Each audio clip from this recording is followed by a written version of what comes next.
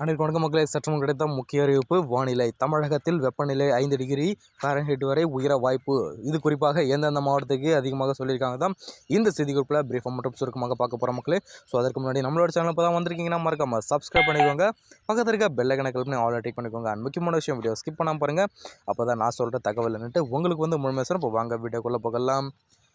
குறிப்பாக தமிழகத்தில் வெப்பநிலை நாளை குறிப்பாக தமிழகத்தை விட குறிப்பாக தமிழகம் சொல்லக்கூடிய இந்த பகுதியில் 5 டிகிரி ஃபாரன்ஹீட் உயர வாய்ப்பு இருப்பதாக வானிலை ஆய்வு மையம் தெரிவித்த இந்த அறிவியில் இது தொடர்பாக சென்னை வானிலை ஆய்வு மையம் வெளியிட்ட இந்த அறிவியில் என்ன சொல்லியிருக்காங்கன்னா, தென்னிந்திய பகுதியில் ஒரு வளிமண்டல கீழடுக்கு சுழற்சி நிலவரத்தால் நீலகிரி மாவட்டம், கோவை மாவட்டத்தில் மலைப்பகுதியில் ஒரு இடங்களில் லேசான மழை பெய்யக்கூடும் அப்படின்னு சொல்ல வந்த இந்த நிலையிலும் மார்ச் 9ஆம் தேதியாகிய நாளை மேற்கு தொடர்ச்சி மலை மாவட்டங்கள் மற்றும் தமிழக கடலோர மாவட்டங்களிலும் குறிப்பாக 10ஆம் தேதி தமிழக கடலோர மாவட்டங்களிலும் லேசான முதல் மிதமான மழை பெய்யக்கூடும் அப்படின்ட்டும் சொல்லியிருக்காங்க.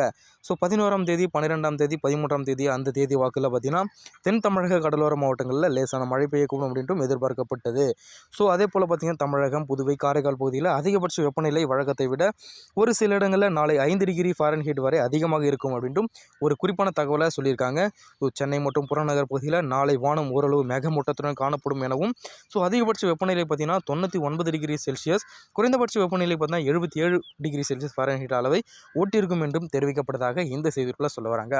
இது போன்ற இன்ஃபர்மேஷன் மற்றும் வானிலை மற்றும் மழை பற்றிய கூடுதலை உடனுக்குடன் துல்லியமாக தெரிஞ்சு முடிச்சுன்னா மறக்காமல் நம்மளோட சேனலை சப்ஸ்கிரைப் பண்ணி வச்சுக்கோங்க. பக்கத்தில் இருக்க பெல் ஐகானை கிளிக் பண்ணி ஆல் டிக் பண்ணிக்கோங்க. நன்றி மக்களே.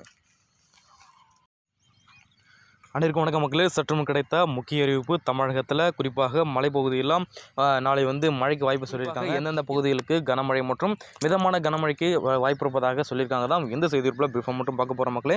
அதற்கு முன்னாடி நம்மளோட சேனலுக்கு வந்திருக்கீங்கன்னா மறக்காமல் சப்ஸ்கிரைப் பண்ணி